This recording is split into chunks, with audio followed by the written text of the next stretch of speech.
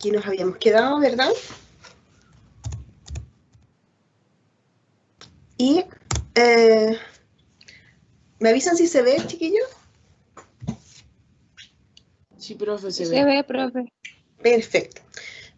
Y ahora una de las, habíamos estado hablando de cómo evolucionan, cómo se modifican las relaciones de pareja, a algunas cosas que son como más características o más esperables. Y una de las experiencias habituales, por lo que vimos al inicio respecto a las estadísticas, es la experiencia de la viudedad. Es decir, que uno de los integrantes de la pareja fallezca, y eso es una de las experiencias, como dice ahí, más dolorosas, ¿no? Incluso en aquellas parejas que la relación no necesariamente es tan positiva, ¿ya?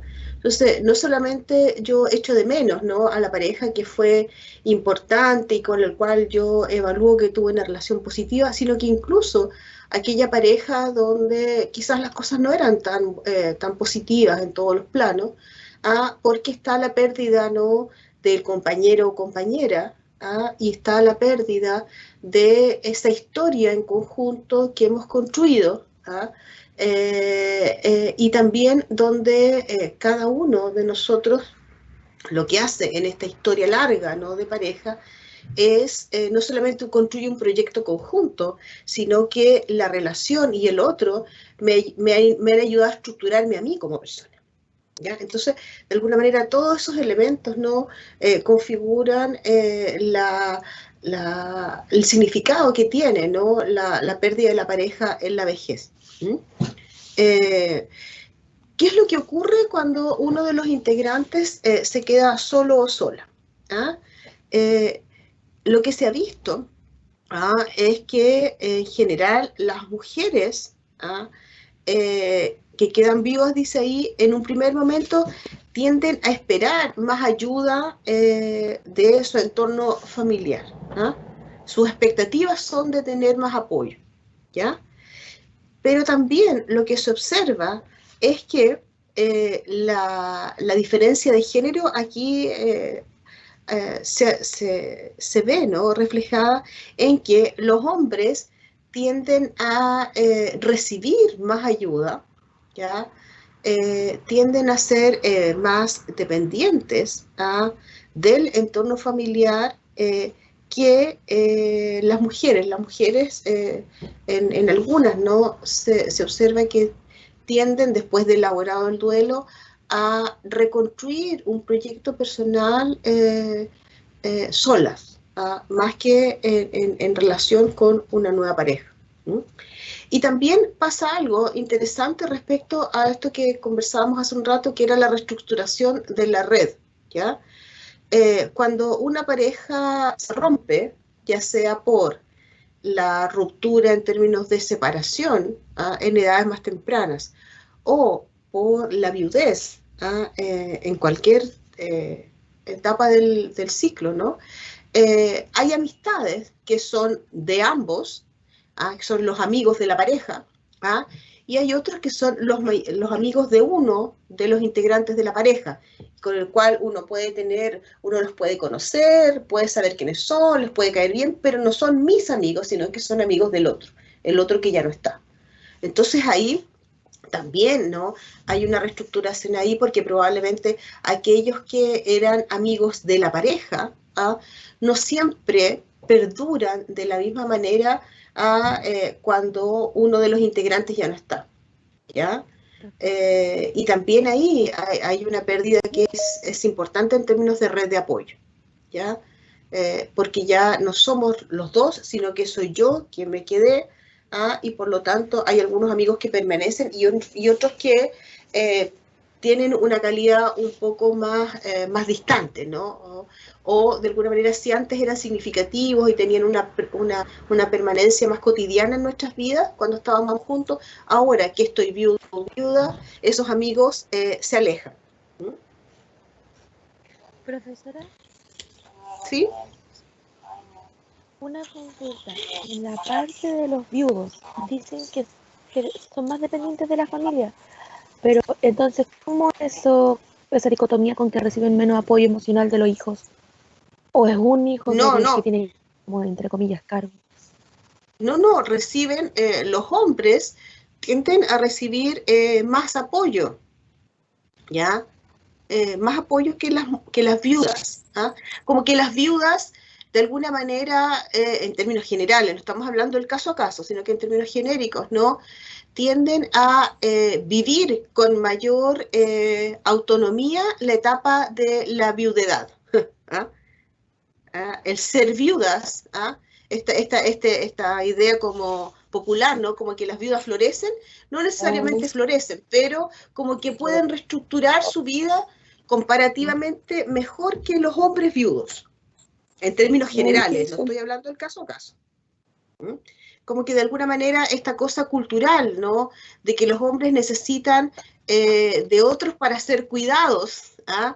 O para resolver temas prácticos, no sé, de la cocina, del médico, de qué sé yo, ¿ah? Ese elemento cultural, ¿no?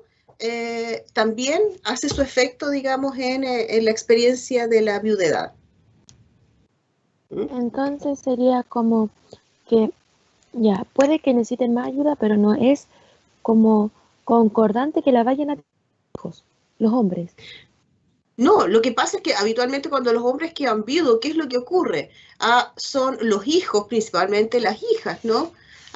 Las que de alguna manera compensan el rol de lo que hacía la esposa que falleció, por ejemplo. Entonces, cuando hay un cambio en las familias, ese rol que ocupaba el que ya no está, los otros lo tienen que absorber de alguna manera.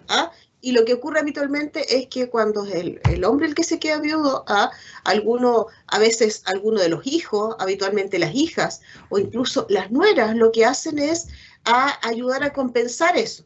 Sobre todo si estamos hablando de una pareja que tenía o se había construido, ¿no? Dentro de estos parámetros culturales tan diferenciados por género. Entonces, por ejemplo, si el señor queda viudo y no sabe cocinar, en el periodo que desarrolle autonomía en eso, va a ser probablemente compensado, apoyado por alguien de la familia. ¿Ah? Y las mujeres, de alguna manera, que quedan viudas, tienden a reestructurar su vida de manera autónoma con más facilidad que los hombres que quedan viudos. Pues muchas gracias. Y eso tiene que ver un poco con esto que aparece acá, ¿no? De la nueva pareja. Es estadísticamente más probable que sean los hombres viudos los que busquen una nueva pareja a que sean las mujeres viudas las que busquen una nueva pareja. ¿Ya? Probablemente lo que se observa es que lo que se busca en algunos casos es como reconstituir el tipo de relación que se perdió a partir de la muerte del cónyuge. Entonces, ahí lo que pasa, ¿no? Es que muchas mujeres que han de alguna manera elaborado su duelo a partir de la muerte de su pareja, logran rearmar con más facilidad un proyecto más autónomo. No necesariamente ellas están pensando en construir una relación de pareja como la historia de la relación de pareja tradicional, en términos de convivencia. ¿Ya?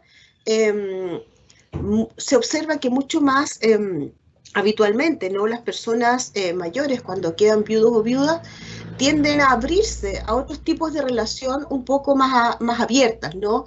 A no necesariamente a pensar en volver a vivir juntos con otro, sino que puede estar esto de tener una pareja o tener encuentros ocasionales con otros sin necesariamente reconstruir una relación más tradicional.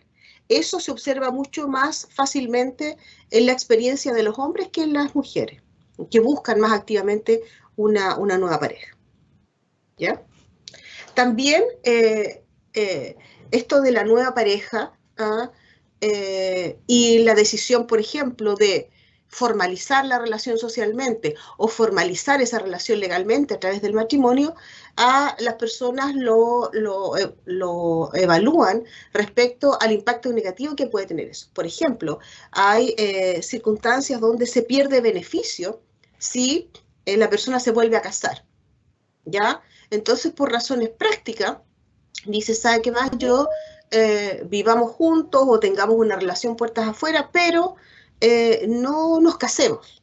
¿Ah? Entonces, o a veces eso ocurre por presión de los hijos o del resto de la familia, que en algunos casos teme perder un soporte económico porque aparece este otro o esta otra en disputa. Entonces, a veces para disminuir la conflictividad familiar, lo que deciden esas personas es no casarse, sino que mantener una relación afectiva con o sin convivencia. ¿No se me escucha? ¿Perdón? ¿Me escuchas ahí? ¿Aló? ¿Se escucha? Sí se escucha, profe. Sí, Ok. profe, también. Gracias. Bien, entonces, en general, ¿no? Obviamente esto está en permanente evolución, ¿ya? Una de las cosas que ocurren, ¿no? Es que como la disponibilidad, digamos, en términos de género es distinta, porque hay más mujeres que hombres, ¿no? Eso dificulta también la búsqueda de nuevas parejas para las mujeres heterosexuales, ¿no?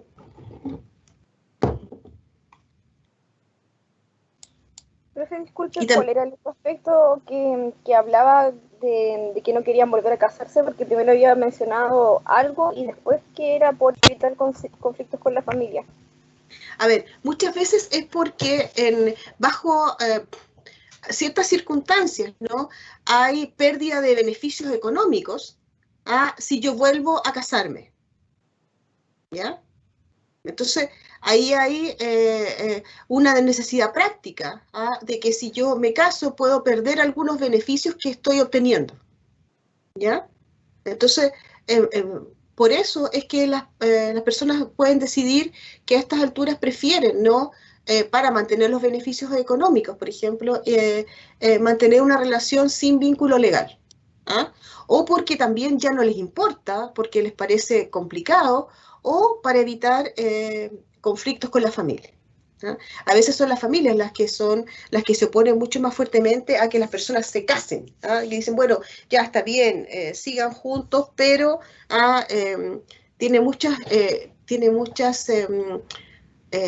complicaciones el hecho de que se casen porque tiene dificultades con el tema económico, con las herencias, con los hijos que tiene cada uno por su cuenta, etcétera, etcétera. Entonces a veces eso inhibe la decisión de formalizar legalmente la relación o simplemente porque a estas alturas a la gente ya no le importa eso.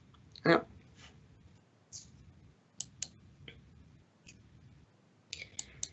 De acuerdo a un estudio que hizo el doctor Ricardo Yacú, un estudio cualitativo, ¿no? De lo que motiva a las personas a construir una nueva pareja, aparecen estas categorías, ¿no? Uno, para enfrentar la soledad, ¿m? Y está en este relato, ¿no? Dice, estaba muy sola y yo soy miedosa, y pensando que yo a mis hijas no las quiero jorobar, ¿no? Y no quiero ser una carga para ellos. Entonces, lo que aparece ahí en ese relato, ¿no? Es que el miedo a la soledad, el miedo a veces a la posibilidad de ser víctima, por ejemplo, ¿no? de una situación delictiva, el percibirse más vulnerable estando solo o sola, entonces hace que una motivación para buscar o por construir una nueva relación de pareja tenga que ver con eso. Me da miedo estar solo o sola, o puede ser peligroso estar solo o solo y por lo tanto acompañado, ¿no? Pasamos la vida un poco mejor, digamos, más seguros o más felices. ¿Ya? También por una falta de lugar dentro del ámbito familiar. Este discurso, ¿no? Que dice, mis hijos tienen su propia vida, yo no quiero ser una carga para ellos, ellos de alguna manera siento que no tengo espacio, ¿no? En sus vidas, por lo tanto, ¿no? Quizás si yo tuviera un par, una pareja, elimino ese problema. Porque es más fácil, digamos, compatibilizar la vida con un par que tener que calzar en el proyecto de vida de mis hijos. O también por amor y cuidado mutuo. Como amor de compromiso o amor entre compromiso, intimidad y atracción. Entonces dice, el amor de viejos te viene, imagínate que tenés amor y conseguís amor. Entonces, ¿cómo es que es posible volver a enamorarse en la vejez? Probablemente no hay el proceso de construcción de pareja o las motivaciones de construcción de pareja sean un poco distintas que las que ocurren en las etapas más juveniles, ¿no? Pero aparecen por lo menos estos tres elementos, por no estar solo o sola, porque de alguna manera no tengo cabida en el proyecto familiar y por lo tanto tengo que hacer algo con eso, y la opción de una nueva pareja es una buena idea, o porque me vuelvo a enamorar o siento, ¿no? El deseo de cuidar y ser cuidado o cuidada.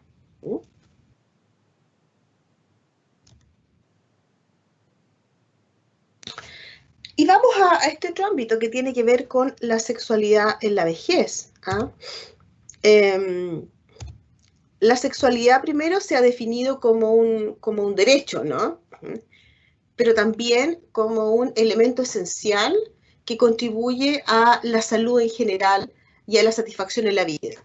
Y la Organización Mundial de la Salud define la salud sexual, dice, como la integración de elementos somáticos, emocionales, intelectuales y sociales del ser sexual. Por medios que sean positivamente enriquecedores y que potencien la personalidad, la comunicación y el amor. Entonces, en general, tendemos a pensar que somos seres sexuados en las etapas intermedias de la vida, y como que de alguna manera con la vejez socialmente se pierde la calidad de ser sexuado. Y por lo tanto, cuando aparecen expresiones que nos recuerdan que somos seres sexuados hasta la muerte, a veces eso genera rechazo por la sociedad, ¿no? O se asocia que la expresión de ser sexuado en la vejez es un indicador de alguna patología, ¿no? Dice que el factor más importante para mantener el funcionamiento sexual es la actividad. Es decir, en la medida que se mantiene sexualmente activo, ese ámbito de la vida, ¿no?, sigue vigente. Por lo tanto, en la medida que las personas quedan viudos o viudas, ese probablemente es un factor que dificulta o impide la posibilidad de mantenerse sexualmente activos, ¿ya? Porque implica la búsqueda o también la mirada que se tiene respecto al autoerotismo, ¿no? Y dice que es más probable que los problemas de salud afecten la vida sexual de las mujeres que la de los hombres, pero dice que la mala salud mental y la insatisfacción en las relaciones se asocia a una disfunción sexual tanto en hombres como en mujeres. Ahí probablemente uno ve que si es una relación que fuera del ámbito de la expresión, digamos, erótica, no funciona bien, eso va a tener repercusiones en la intimidad sexual de la pareja. Pero también los factores de salud, como por ejemplo algunas patologías de base, también algunos cambios fisiológicos que tiene el envejecimiento normal, tienen una repercusión también en la actividad sexual. Y a veces se requiere apoyo, ¿no?, farmacológico o de orientación o de ir acomodando, digamos, la actividad sexual a partir de esos cambios normales o consecuencia de el uso de fármaco o de alguna patología de base. Se me fue un concepto que dijo que si fallaba, por ejemplo, el factor erótico, fallaba la sexualidad o los cambios fisiológicos. ¿Cuál era el otro? A ver, hay cambios que tienen que ver con cambios normales, ¿no?, del cuerpo, que afectan la actividad sexual. Después vamos a revisar algunos de esos. También está el tema de algunas patologías de base. La diabetes, por ejemplo, la hipertensión, que tienen su repercusión, entre otros, en el ámbito de la sexualidad, el uso de algunos fármacos, ¿no? También otro elemento que afecta tiene que ver con la posibilidad de tener espacio de intimidad. Muchas veces cuando las personas mayores viven con otros o se tienen que ir a vivir en la casa de otros, ¿no?, la pérdida de la intimidad también afecta la actividad sexual de las parejas, ¿no?, o de las personas, ¿no?, porque hay una negación ahí de que son seres sexuados. Profe, ¿sabe que tengo una duda respecto al tema de la viudez? Es que, ¿qué pasaría en caso de que la persona tuviera como red de apoyo poco confiables? ¿Cómo qué aspectos se pueden como motivar a desarrollar para que le encuentre un nuevo sentido a su vida? A ver, estoy pensando si alguien se queda viudo o viuda y la familia, no hay una buena relación, no hay una buena calidad de la relación, ¿a eso te refieres? Sí, ahí como qué aspectos se le puede motivar para que desarrolle, para que le encuentre un nuevo sentido a su vida. Bueno, a veces ahí puede ser importante que la persona pueda, primero hay que evaluar si la persona, qué tanto ha elaborado el duelo, qué tanto ha ido integrando, ¿no?, esta experiencia de viudez a su vida. Un primer elemento, o sea, si ha logrado, ¿no?, elaborar ese duelo o todavía está en proceso de elaborar. Ese es un elemento. También hay que pensar cuáles son las condiciones por cómo esa persona llega a la viudez. Por ejemplo, si es una persona que tiene algún problema en el ámbito de salud mental, por ejemplo, estoy pensando en algún trastorno afectivo, ¿no?, que eso hace que se intensifique la experiencia, ¿no?, de dolor, que es distinto que si alguien no tenía esos problemas previos y queda viudo o viuda. Son como elementos también que hay que considerar en esto. También las características propias de cómo esa persona, ¿no?, enfrenta las dificultades. ¿Por qué? Porque si es una persona, por ejemplo, que más bien tiende a ser una persona más bien sociable, que se integra o que no tiene grandes dificultades en integrarse con otros, podría poder compensar esa mala calidad de la relación familiar en la búsqueda de otros espacios, ¿no?, otros espacios de pertenencia con pares. Estoy hablando de grupos de adultos mayores o grupos de interés respecto a sus características. Pero si esa persona es una persona que tiende más bien a aislarse, probablemente ahí sea más difícil poder compensar la mala calidad de la relación familiar en otros espacios. Y por lo tanto, el peso que va a tener esa dificultad familiar va a ser mucho mayor en su calidad de vida, porque no puede o le cuesta mucho más poder compensar. Entonces uno podría decir quizás ahí habría que tratar de pedir apoyo, de pedir ayuda o de buscar que la persona logre tener algún proyecto personal de acuerdo a sus intereses, aunque no sea una cosa muy grande. Uno puede decir algo muy cotidiano que de alguna manera lo active en la búsqueda de intereses propios y dependa menos emocionalmente de lo que pasa en la familia. Gracias por la respuesta, profe.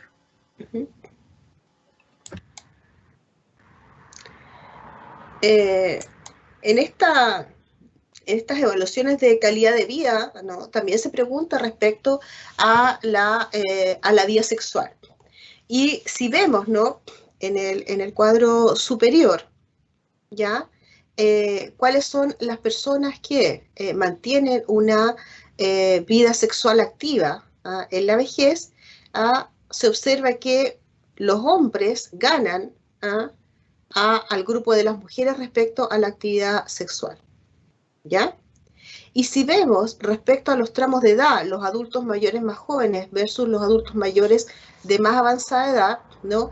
Hay una diferencia significativa, es decir, los adultos mayores más jóvenes, ¿no? Mantienen una vida sexual bastante activa y eso baja bastante en los tramos más avanzados, por múltiples factores, desde elementos de salud, elementos motivacionales, la disponibilidad, etcétera, etcétera. Y si lo vemos asociados al nivel educacional, en la medida que hay mayor educación, la persona se mantiene sexualmente más activa. Entonces es interesante porque si uno ve en la muestra total, ¿no? Un tercio de la población mayor se mantiene sexualmente activo, que de alguna manera contraviene con esta idea de una vejez asexuada. Hay un par de películas interesantes que hablan de la sexualidad en la vejez. Una que se llama Nunca es tarde para amar. Bueno, hay tres. Nunca es tarde para amar. Elsa y Fred. Mi preferida es la versión argentina más que la norteamericana, porque la argentina es la original. Y hay otra que es una película alemana, no me acuerdo en este minuto el nombre, ¿no? Que hablan como de tres dimensiones del tema de la sexualidad. No sé si alguno de ustedes ha visto alguna de esas películas. Una habla de dos adultos mayores solos, ¿no? Que se enamoran en la vejez, esta de Elsa y Fred, ¿no? Y cómo está esta coquetería, como reencantamiento, ¿no? Con el amor. La otra habla de un grupo, de un taller de adultos mayores respecto a la sexualidad. Entonces, las historias, ¿no? De cada uno de los integrantes de este taller de sexualidad en la vejez, desde experiencias, digamos, de una relación con la sexualidad positiva, satisfactoria, hasta, ¿no? Un redescubrimiento en la vejez del placer sexual. Y la otra, la película alemana, es como una relación de infidelidad, ¿no? en personas mayores, ¿no? Entonces, son como distintas miradas, ¿no? Respecto a la sexualidad en la vejez, que puede ser interesante para ustedes poder verla, digamos. Si vemos en el grupo de las personas que tienen una vida sexual activa, ¿no? Dice las principales diferencias según vive o no con la pareja.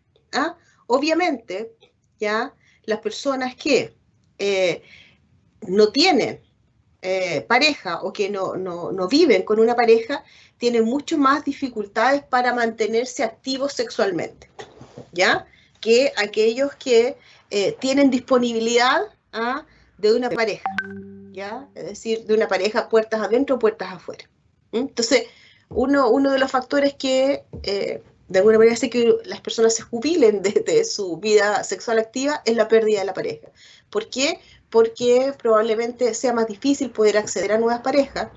También porque el autoerotismo, hay elementos culturales probablemente de socialización donde las personas desconocen o tienen prejuicios respecto a eso o tienen inhibiciones personales respecto a eso, ¿ya? Entonces, la disponibilidad de un otro es el que me facilita o me dificulta la vida sexual.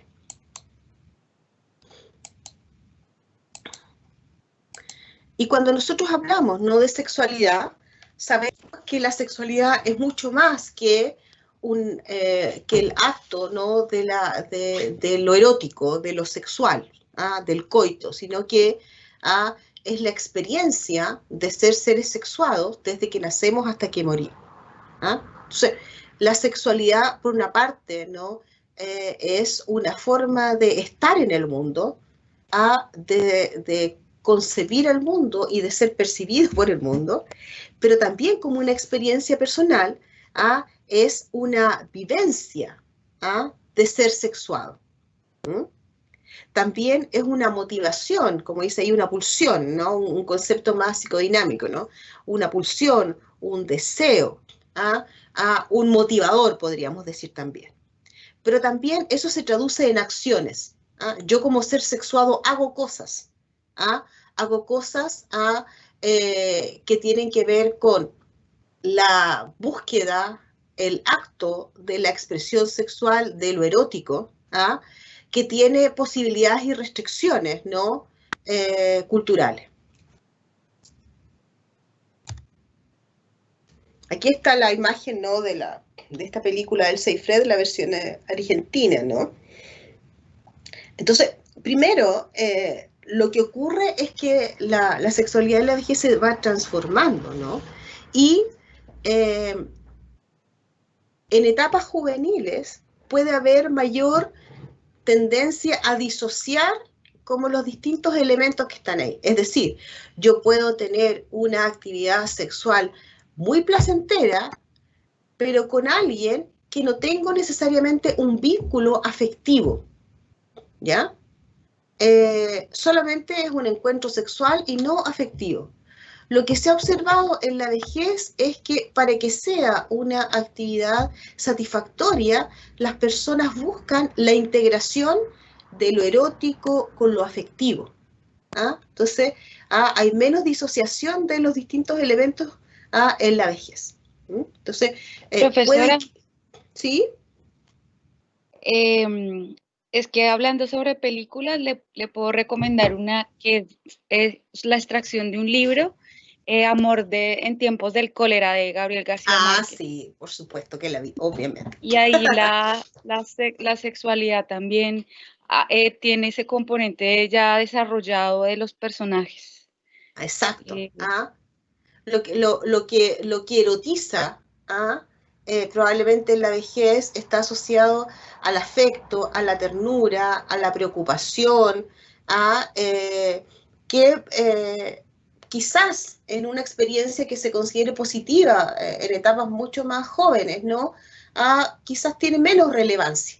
Entonces, lo que dicen, ¿no? Es que en la vejez es una experiencia mucho más integrada de estos distintos elementos. Entonces, puede ser que en términos conductuales, la actividad sexual puede que no sea tan espectacular, digamos, tan intensa, pero la valoración positiva tiene que ver con los otros elementos, los elementos afectivos, ¿no? Que tiene que ver con el cuidado, con la preocupación, etcétera, etcétera. ¿Ya? Entonces, de alguna manera, ¿no? Eso es interesante porque muchas veces esos elementos pueden compensar un desempeño quizás que sea menos exitoso que lo que era en las etapas más juveniles. Entonces, interesante eso, ¿no? También lo que se ha observado, ¿no? Es que las mujeres mayores tienden a valorar positivamente esta integración de lo afectivo con lo conductual. Entonces, por ejemplo, ¿no? Algunas plantean que al comienzo, al inicio de la historia de la relación sexual de la pareja, ¿no? Puede que ellas perciban que su pareja esté más preocupada de la satisfacción personal que de que se construya una relación placentera para ambos. Y que eso, en las parejas que se mantienen sexualmente activas, ¿no? Lo que perciben es que hay una mayor preocupación por el otro. Es interesante porque eso de alguna manera rompe con el mito de que la sexualidad solamente implica, digamos, una experiencia positiva en la juventud. Profesora, y los temas de salud, por ejemplo, cuando una pareja choca con la andropausia de él o la menopausia de ella, que hay cambio importante, igual también vienen unas transformaciones de que muchas se pueden separar, o el uno o el otro no sabe cómo contener a su pareja. Entonces, lo que pasa es que lo que ocurre ahí es que como eso no ocurre de la noche a la mañana, sino que es un proceso paulatino, las parejas se van acomodando a esos cambios sutiles que van ocurriendo con el paso del tiempo. ¿Ya? Entonces, porque no es que un día era A y al otro día es Z, sino que es un proceso lento de transformación del cuerpo. ¿Ya? Y por lo tanto, las personas van adaptándose también a ese paso. No es una cosa brusca, ¿no? Entonces, van adaptándose respecto a las posibilidades, respecto a cómo ir compensando, ¿no?, el efecto del envejecimiento fisiológico o de alguna patología. En algunos casos lo hacen por sí mismos, en otros casos pueden requerir alguna orientación más especializada para poder mantenerse sexualmente activos con la condición de salud que ellos tengan. Yo tengo un conocido mexicano que él es gerontólogo y él es un experto respecto a la sexualidad en la vejez, ¿no? Y ellos son probablemente mucho más abiertos en términos culturales que nosotros, ¿no? Ellos hacen programas para los adultos mayores donde los orientan respecto a posiciones que sean más adecuadas respecto a la etapa o a las posibilidades físicas que ellos tengan. Entonces, no solamente es hablar de eso, sino que entregan indicaciones bastante concretas respecto a cómo potenciar la vida sexual en la vejez. Yo creo que nosotros todavía tenemos harto camino, ¿no?, por recorrer respecto a eso. También, ¿no?, la experiencia de la sexualidad se vive en el cuerpo, en este cuerpo que se va transformando con los años. Entonces, ¿sí? El cuerpo, ¿no?, por una parte, como dice aquí, es lo que somos. O sea, nosotros habitamos nuestro cuerpo, nos instalamos en el mundo con nuestro cuerpo. Por lo tanto, este cuerpo es, de alguna manera, una carta de presentación, también es un continente a lo que está dentro y lo que está fuera de este cuerpo, nos confiere también una identidad. Nosotros somos a partir de nuestro cuerpo también. Entonces, es interesante porque tiene que ver con cómo nosotros, de alguna manera, vamos elaborando los cambios que este cuerpo va teniendo a lo largo del tiempo. Porque también, como dice aquí, ¿no?, el cuerpo es lo que los otros ven, es mi imagen, es lo que yo proyecto, es una forma de comunicación, el cuerpo también. Y esa imagen tiene un impacto en los otros que se nos devuelve con un mensaje de cómo nuestra imagen corporal es recibida por otro. ¿Ya? También es lo que hacemos, es decir, el cuerpo nos permite hacer algunas cosas y otras no. Respecto, por ejemplo, ¿no?, a los movimientos, a los desplazamientos, a las posturas sexuales, a las posibilidades de explorar, etcétera, etcétera, ¿no? Entonces, también, ¿no?, un poco lo que preguntaba Ángel hace un rato, o sea, en la medida que nuestro cuerpo va cambiando por razones fisiológicas o por alguna patología o por fármacos o por lo que sea, ¿no? Eso también, cosas que antes podíamos hacer, ahora no las podemos hacer. Y también lo que sentimos. Por ejemplo, lo que ocurre a partir de los cambios fisiológicos, donde hay una sequedad vaginal en las mujeres mayores, y cómo eso atenta contra una actividad sexual placentera. Yo me acuerdo hace un tiempo atrás que había un grupo de mujeres mayores acá en Chile que lo que estaba haciendo era pidiéndole a los centros de salud primaria, los CEFAM, que tuvieran dentro de la disponibilidad de fármacos, así como tienen fármacos para la diabetes, para la hipertensión, que también tuvieran lubricantes vaginales para que ellas pudieran tener una vida sexual placentera en la vejez. De alguna manera es como hacer uso del derecho a una sexualidad feliz. También, ¿no?, el cuerpo implica un bienestar, un malestar, es decir, el cuerpo me duele, el cuerpo me genera placer, el cuerpo también, ¿no?, me hace sentir satisfecho, feliz o incómodo, incómoda con lo que es. Entonces, el cuerpo es no solamente, ¿no?, una cosa física, es la significación de ese espacio. Y una de las cosas que ocurre, ¿no?, un poco lo que yo le decía hace un rato, es cómo yo cómo yo percibo el tema de exponer el cuerpo a un otro. Cuando ese otro es el que me ha acompañado, ¿no?, a lo largo de toda la vida, probablemente hemos envejecido juntos, nuestros cuerpos han envejecido juntos, por lo tanto, no hay temor a la aceptación. pero cuando se construye una nueva relación en la etapa más avanzada de la vida, está el temor al rechazo del cuerpo, ¿ya? Y algunos estudios señalan algo súper interesante, que de alguna manera uno es mucho más sancionador de su propio cuerpo que lo que es el otro. ¿Ah? Es decir, yo puedo aceptar un cuerpo no perfecto de otro, pero creo que el mío no va a ser aceptado. ¿Ah? Entonces, eso es interesante, ¿no? Porque eso muchas veces inhibe, esa idea inhibe la posibilidad de la búsqueda de un contacto sexual.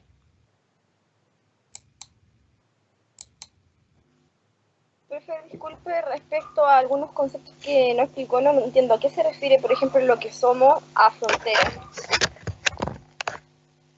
A ver, nuestro cuerpo es una frontera, es decir, la piel dice que hay algo que está fuera de mi cuerpo y algo que está dentro de mi cuerpo. Eso significa que es una frontera, que es un límite, ¿no? ¿Ah? Es un límite entre yo y el resto del mundo. A eso se refiere. Y respecto a lo que ven a la estética y el lenguaje, por ejemplo, con la estética va a cómo, o sea, bueno, es un concepto muy amplio en específico. ¿Qué se refiere usted? Mira, por ejemplo, piensa que cómo cada uno de nosotros se viste. ¿Qué cosa se pone cuando se viste? ¿Ya? Cuando uno se pone algo, uno está entregando una comunicación, le está diciendo al mundo quién es uno, ¿ya?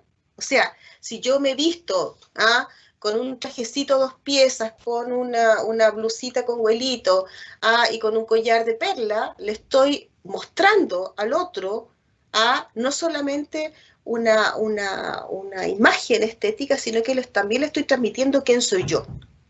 Que distinto a que si yo me pongo, ¿no?, unos pantalones pata elefante, una camisa floreada y un cintillo en la cabeza, digamos. O sea, el mismo cuerpo transmite una comunicación distinta con, por ejemplo, lo que se pone, el cómo se mueve, por lo tanto, ¿no?, también el cuerpo es una expresión, es un lenguaje, yo comunico a través del cuerpo. ¿Ya? A eso se refiere. ¿A qué se refiere a que es una acción y que también es amor y agresión? Agresión respecto a mí misma, amor hacia mí, y acción respecto a qué.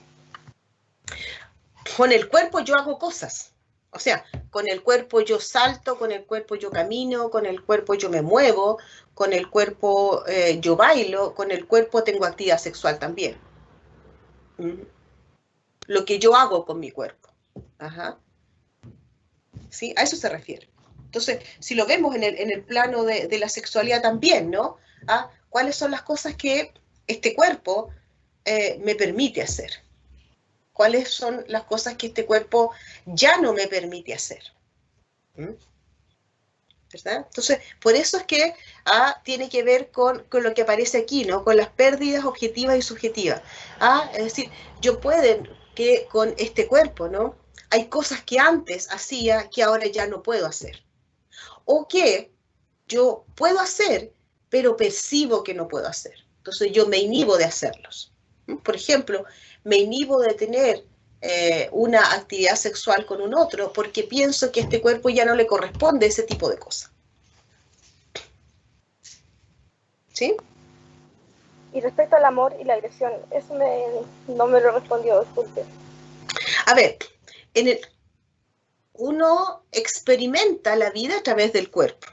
O sea, en el cuerpo uno recibe ternura, recibe cariño, pero también recibe golpes, también recibe daño. ¿Ya?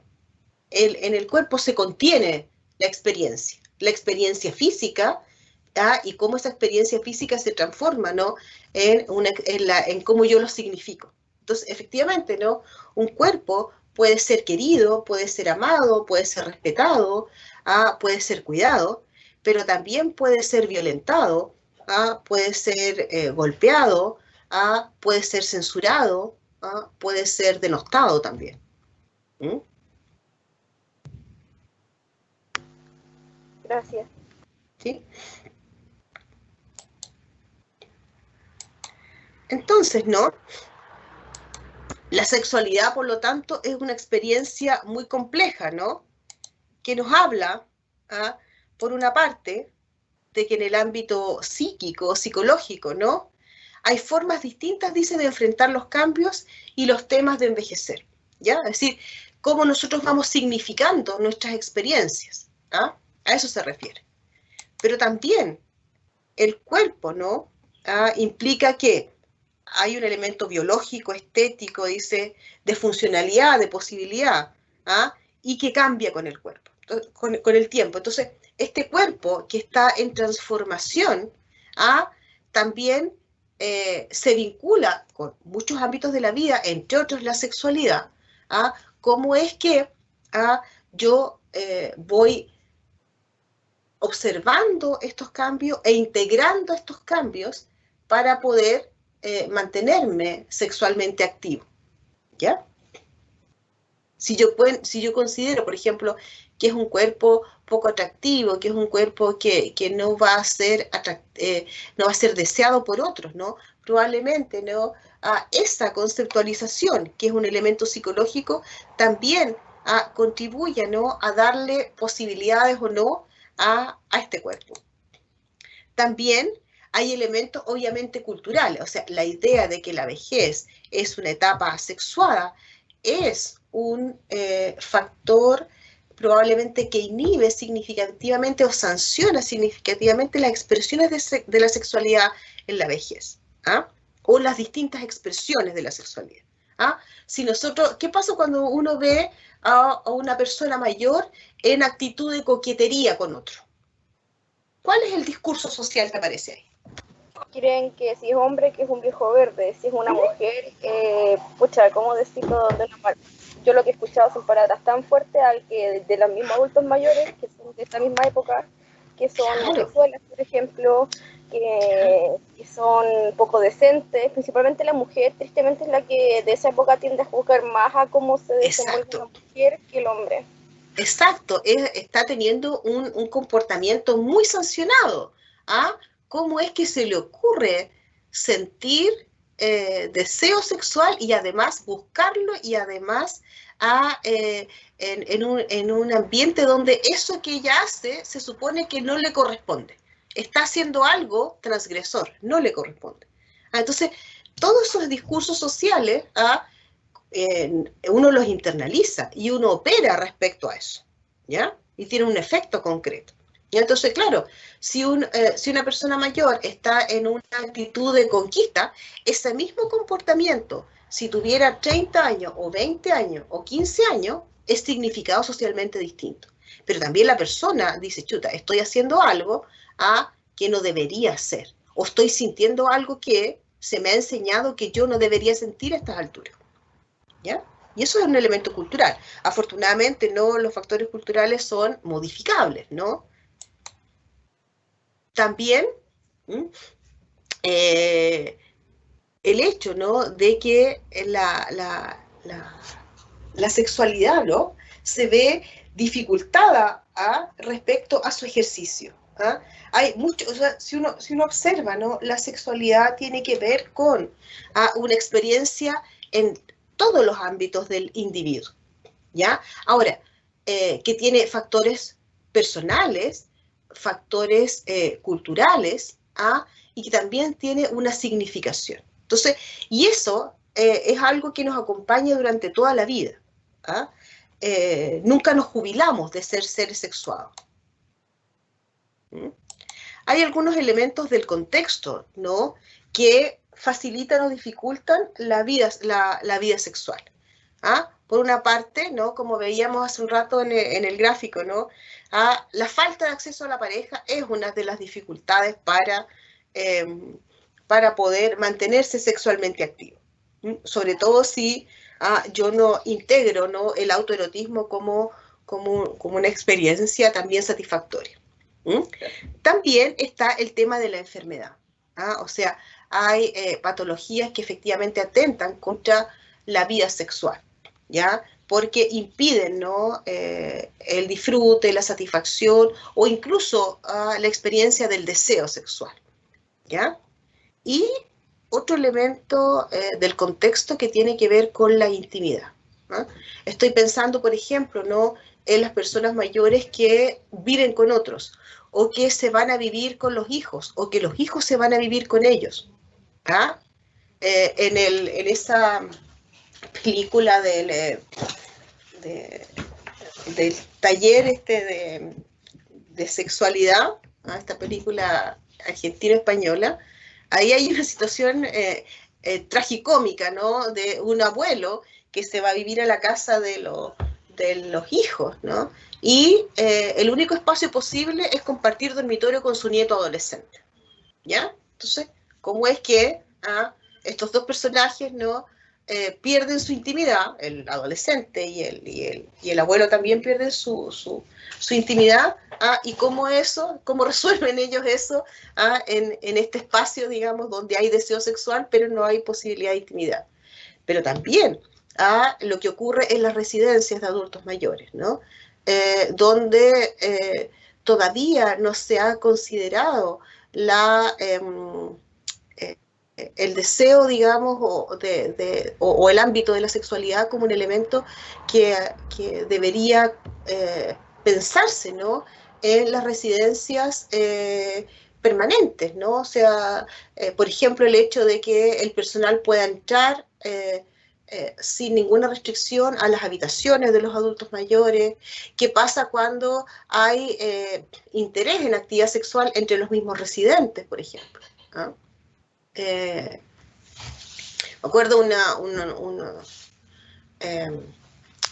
un expositor, ¿no?, un seminario hace un par de años, que él lo que hacía era sistematizar una intervención en una residencia respecto al tema de la sexualidad, y cómo es que estos adultos mayores buscaban espacios de intimidad para mantener actividad sexual. Entonces ellos tenían ciertos códigos, ¿no?, que decían ya, así como vamos a buscar naranja. Entonces, claro, iban como a las bodegas y en ese espacio de intimidad podían tener actividad sexual con otros, ¿ya?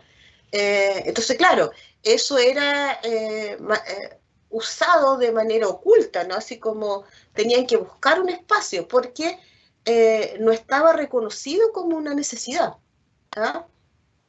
O incluso en algunos casos, cuando ocurren estas situaciones, se considera que es un indicador clásico como de demencia, ¿no? O sea, está haciendo algo transgresor y por lo tanto la explicación a eso es que está transitando por un proceso patológico.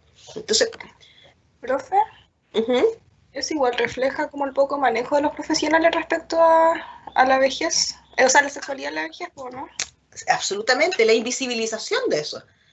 Como yo le decía hace un rato, cuando yo hice esa capacitación en SCFAM, o sea, había gente del programa adultos mayores, había gente que hacía control de crónico, nadie hacía una pregunta respecto a la vida sexual de las personas. Ni una pregunta. Sí, incluso teniendo o no teniendo pareja, no existía esa posibilidad. Me acuerdo que en esa capacitación yo partí la capacitación poniendo una fracción de esta película alemana, que no me acuerdo el nombre en este momento, que es una película que habla muy directamente, sin ser eufemismos, digamos, del tema. Y yo miraba las caras, fueron 5 minutos de película, yo miraba las caras de ellos, ¿no? Una sensación como de incomodidad, incluso algunos de rechazo o de asco, ¿no?, respecto a ver estos cuerpos viejos en actividad sexual. Entonces, lo interesante de eso, ¿no?, es que esos prejuicios tienen efectos concretos en las posibilidades que yo veo y el efecto en la vida de las personas mayores, ¿ya? Entonces, claro, hay desconocimiento, hay mucho prejuicio al respecto. O sea, convengamos que hay mucho prejuicio en el ámbito de la sexualidad siempre. Me acuerdo hace algunos años atrás, ustedes yo creo que no habían ni nacido, donde existía una experiencia de educación sexual en los colegios. Las antiguas JOCAS se llamaban, que eran unas jornadas escolares de sexualidad y afectividad, algo así. Y se generó desastre nacional de distintos grupos, de distintas ideologías, ¿no? Que estaban a favor y en contra. Y finalmente muy pocos establecimientos educacionales concretaron estas JOCAS, que eran estas jornadas de conversación de sexualidad, que era el modelo era muy interesante. ¿Ya? Entonces, claro, si eso pasa con la educación sexual, ¿no? La adolescencia, la ignorancia sexual de los adultos, si eso lo trasladamos a los momentos donde las personas que hoy son adultos mayores fueron socializadas, claro, tenemos ahí, digamos, un mundo oscuro que todavía falta mucho por avanzar, ¿no? Y aquí está un poco esta broma de Quino, ¿no? Donde está este señor aquí en actitud, ¿no?, de conquista, con sus últimos informes de salud, ¿no? Y le dice como una forma de acercamiento, solita le dice, preciosa, no desea que le lea el último resultado de mis análisis. Entonces, también, ¿no? Como el tema de salud, si yo estoy saludable, también eso es una carta de presentación. Y aunque ustedes no lo crean, eso es más común de lo que ustedes imaginan.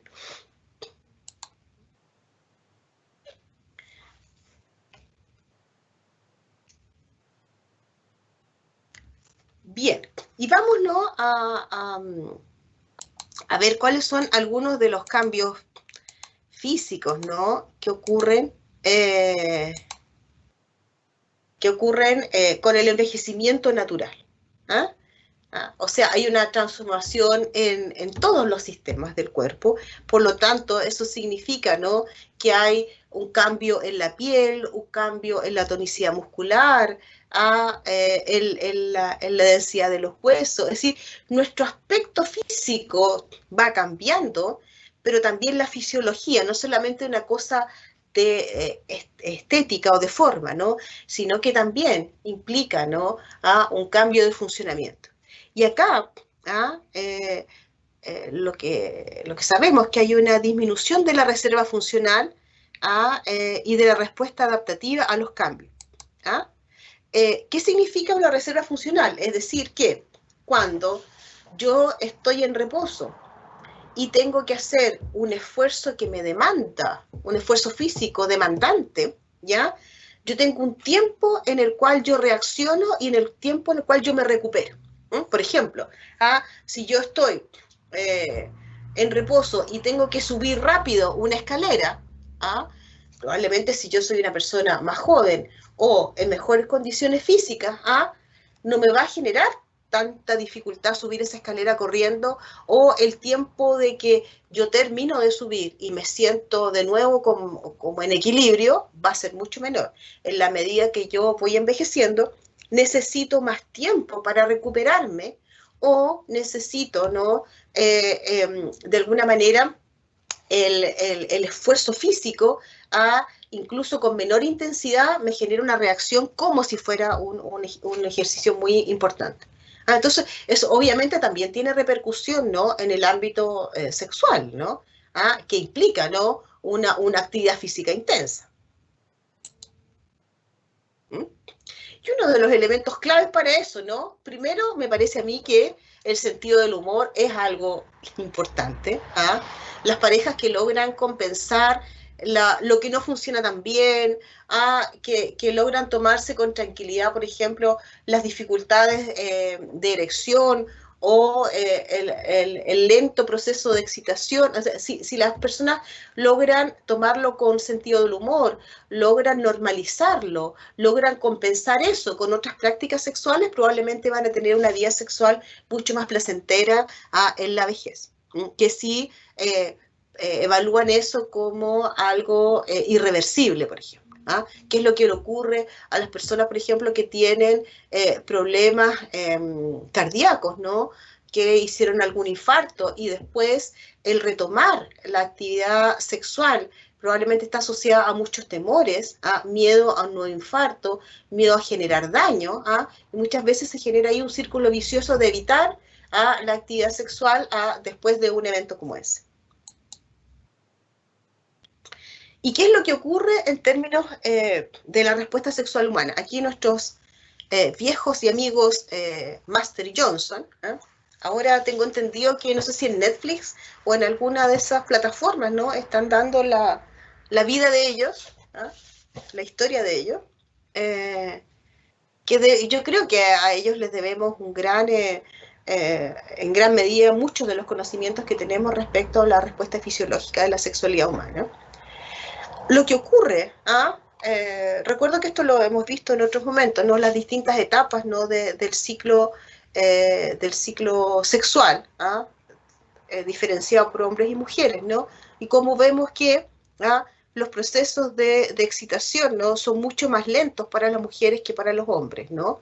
Y el tiempo de meseta es más prolongado para las mujeres que para los hombres, y que después del orgasmo, en el momento de que se restituye la normalidad, las mujeres pueden volver a tener un nuevo encuentro sexual inmediatamente, y los hombres necesitan un tiempo de recuperación, que es este periodo refractario.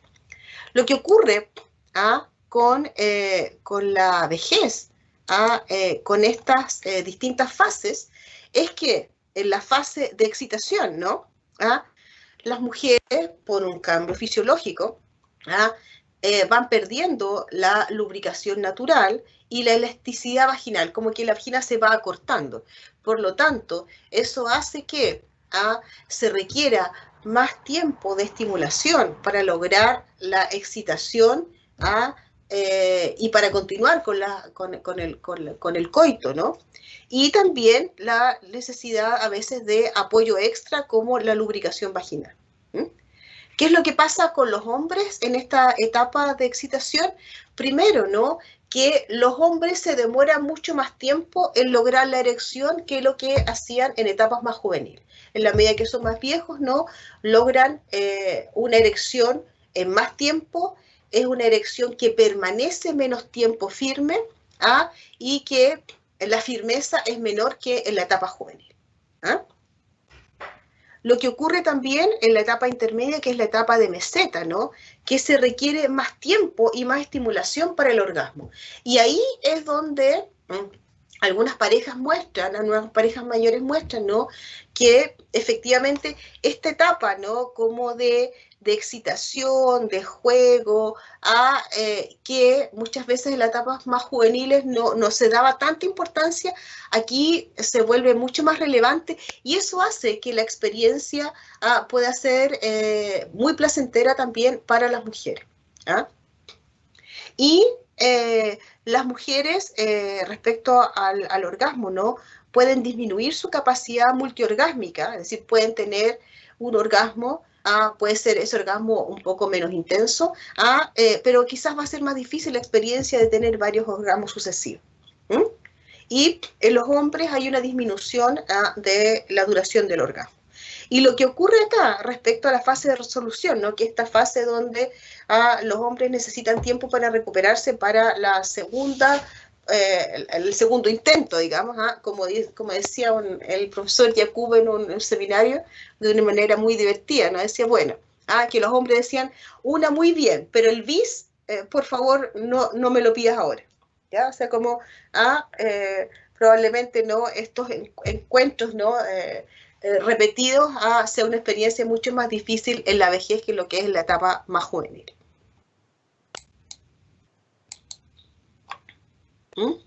Entonces, acá lo interesante, ¿no? Es poder, como dice aquí este letrerito, ¿no? Poder informarse de los cambios, y reconocer cuál de estos cambios son esperables, son normales, y qué podemos aprender de nuevas expresiones o de nuevas posibilidades de nuestro cuerpo para poder tener una vida sexual placentera en la vejez. Y poder adaptarse también, ¿no? Yo siempre digo, como estos cambios afortunadamente ocurren paulatinamente, en la mayoría de los casos, a no ser que exista un problema de enfermedad ahí, uno se va acomodando con el tiempo.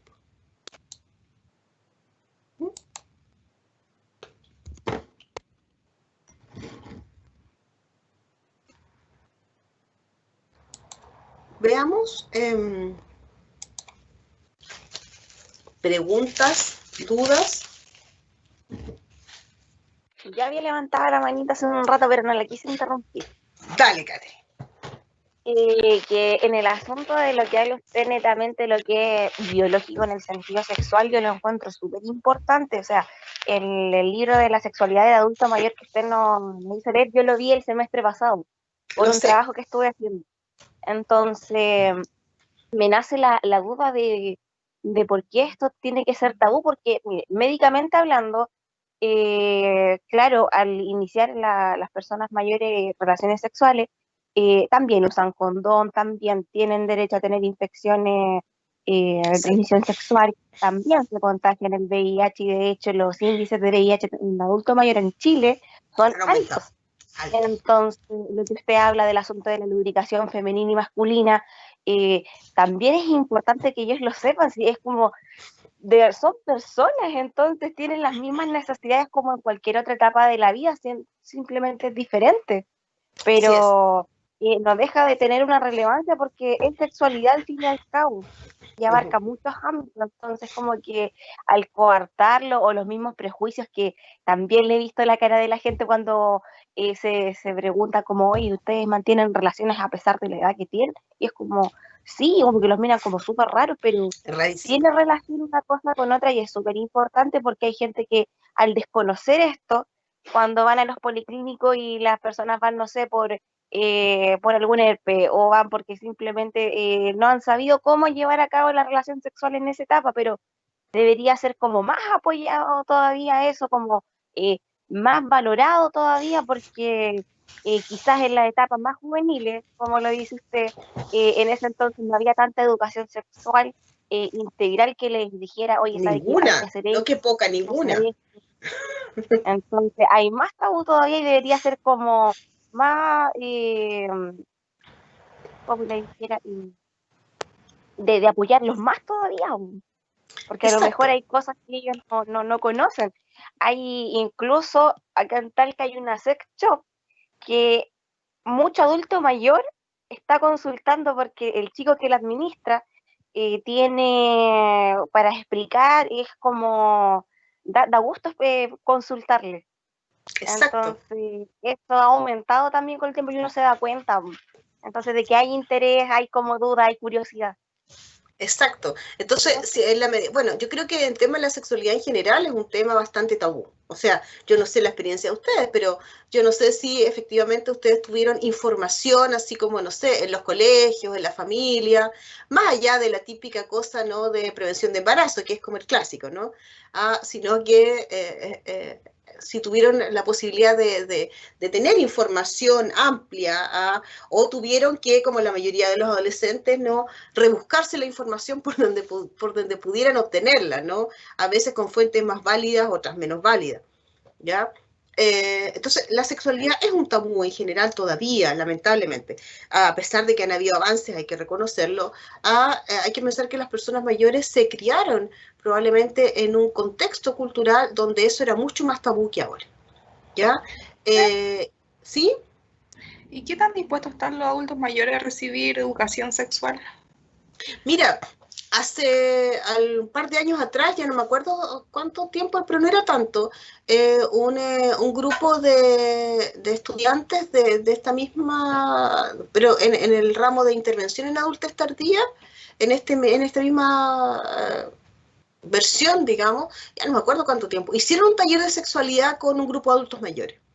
O sea, dentro del levantamiento de necesidades que se hizo, los adultos mayores querían un taller de sexualidad, y eso fue lo que hicieron sus compañeros, ¿ya? Y fue bastante exitoso, y lo que les llamaba la atención al grupo que estaba interviniendo, ¿no?, era que los adultos mayores eran bastante abiertos respecto a lo que contaban, respecto a las preguntas que hacían, o sea, había bastante interés. Ahora, reconocer que la mayoría de ese grupo estaba conformado, como todos, por mujeres, más que por hombres, pero que sí había una apertura bastante interesante respecto al tema, ¿ya? Gracias. Hay experiencias, ¿no?, de talleres de sexualidad, Y también la posibilidad, ¿no?, de que las personas puedan entender, ¿no?, que la sexualidad también puede ser una experiencia satisfactoria personal, es decir, todo lo que tiene que ver con el autoerotismo, que probablemente es un tabú mucho más avanzado todavía, ¿no? ¿Cómo es que también esa es una posibilidad de mantenerse sexualmente activos, de sentir satisfacción y placer, sin necesitar a un otro, ¿no?, cuando ese otro no está disponible siempre, ¿no? Que también es un tema, ¿no?, que probablemente tampoco se habla tanto en general y menos con los adultos mayores, ¿ya? Entonces, me parece a mí que ir educando es la opción. Ir educando no solamente a los adultos mayores, sino que también, por ejemplo, a los distintos profesionales que tienen un contacto más directo con los adultos mayores por razones, por ejemplo, de salud. Ir abriendo el tema ir desmitificando, ¿no?, el hecho de que si un adulto mayor, ¿no?, si una persona mayor está en un plan, por ejemplo, de conquista, eso no es signo de patología, sino que es normal, ¿no? Y que nuestros prejuicios que dicen que eso no tiene que ser, es lo que convierten ese comportamiento normal en un comportamiento, entre comillas, sancionado o patológico. Entonces, bueno, hay otros países donde son más avanzados, ¿no?, que existen, por ejemplo, probablemente donde los adultos mayores tienden a buscar, ¿no?, relaciones de pareja, muchas veces tienen que ver con estos grupos como de baile, como cosas como en ese sentido donde hay más posibilidades, ¿no?, de contactarse con el cuerpo de manera placentera. Entonces ahí es donde muchos buscan, ¿no?, contactos de pareja. Me acuerdo que había un gerontólogo que planteaba, decía, bueno, así como existen, ¿no?, estos Tinder, ¿no?, o estas páginas, podría existir, ¿no?, páginas que sean exclusivas de adultos mayores. Yo sé que hay algunas que están estratificadas por edad, qué sé yo. O tener espacios de encuentro, ¿no?, así como estos grupos, ¿no?, que se juntan, ¿no?, para buscar pareja de manera presencial. También uno podría intencionar, ¿no?, espacios, pero seguramente no hay sociedades que son más abiertas que las nuestras en eso. Más comentarios respecto a este tema, que habitualmente es un tema que no necesariamente, digamos, es agradable. Yo me acuerdo hace un par de años atrás, cuando yo daba los temarios que íbamos a ver en este curso, y yo dije, bueno, en tal sesión vamos a ver el tema de sexualidad pareja. Me acuerdo que una chica puso una cara de espanto, ¿no? Me dijo, profe, yo a esa clase no voy. Y yo me reí mucho con eso, después la molesté mucho con ese tema, ¿no? Porque efectivamente también, ¿no? Probablemente pensar en que nuestros padres o que nuestros abuelos son seres sexuados, no es una imagen que habitualmente nosotros convivimos con eso. No necesariamente cuando si efectivamente mi abuelo o mi abuela tendrán actividad sexual, no es algo que se nos cruza, ¿no?, habitualmente. A veces nos cuesta ver eso con los padres, con mayor razón con los abuelos. Profesora, ¿cómo ¿Sí? se hace el tema para mantener la intimidad cuando alguna recomendación cuando los adultos mayores tienen que ir a vivirse a la casa de los hijos? ¿O sus hijos van a su casa a vivir? Primero, que la gente reconozca que uno tiene derecho a la intimidad. Así como si hay un adolescente en su pieza cerrada, yo no puedo llegar y entrar, sino que yo toco la puerta, pregunto, ¿puedo entrar? Y si me autorizan, paso. ¿Ya? Eso mismo debería ocurrir con todas las personas de la familia, incluyendo los adultos mayores. O sea, yo no puedo pensar que porque es una pieza de un adulto mayor, es un espacio público, es un espacio privado. Y la gente hace cosas en su espacio privado que los otros no tienen por qué saber. ¿Ya? Entonces, asumir que yo no tengo derecho, o sea, que la gente tiene que vivir, yo entiendo que no todas las familias pueden tener un espacio privado siempre, por las condiciones de vivienda, pero sí reconocer que yo no tengo derecho a irrumpir en un espacio sin pedir permiso, sin tocar la puerta, que la gente tiene derecho a tener las puertas cerradas también. Muchas veces pasa, ¿no? Que cuando están estos espacios donde no hay tanto espacio para la privacidad, la gente busca, ¿no? O se meten al baño, o buscan un espacio donde de alguna manera tener un espacio de privacidad. Y yo creo que eso hay que respetarlo, y no sancionarlo, no convertir eso en algo que la persona siente que está haciendo algo malo.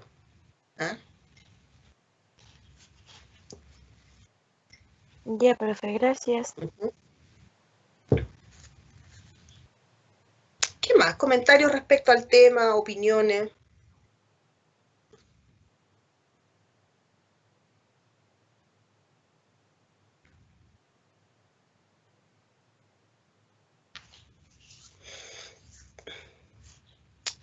Bien, parece que no hay más opiniones, comentarios, ni duda.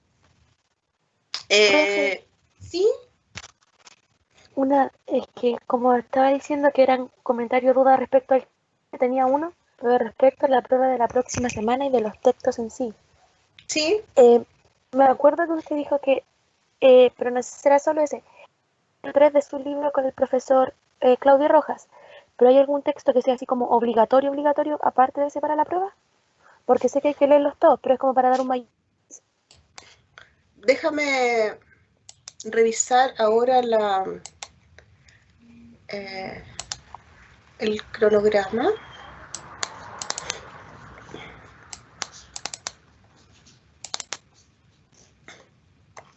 A ver, dentro de la primera clase, ¿no?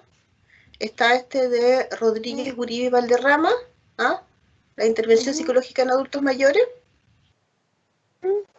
Ok. Después está el del el capítulo de Ricardo Yacudo y la Claudia Arias, que están en el libro que hicimos con el profesor Claudio, que es el capítulo 3, ¿ya? Que habla de la gerontología comunitaria. Después, un texto del profesor Piña, que tiene que ver con la intervención situacional gerontológica, ¿ya? Después, en psicoterapia en la vejez, están ahí el texto de Plaza Carbona, que es la perspectiva subjetiva, que te habla de la gerontología narrativa, ¿no? Que es lo que vimos la sesión pasada, y la psicoterapia en la vejez en términos generales, y finalmente, ¿no? El texto de sexualidad en el adulto mayor. Ahí es el libro completo porque son 49 páginas, tampoco es tanto, que de alguna manera es el manual al que hacía mención Catherine hace un rato, que ordena el tema de la sexualidad en la vejez por distintos temas que tienen que ver con los mitos, con los cambios fisiológicos, etcétera, etcétera, que en el fondo es como ordenar lo mismo que hemos conversado en la sesión de hoy día. ¿Ya? Ya, Eso. profe. Todos estos libros para la ya. Y una duda, ¿la semana que viene hay alguna hora estipulada para hacer la prueba? Yo eso se los voy a informar a través de un correo. Ya. Muchas gracias, profesora. Les voy a informar respecto a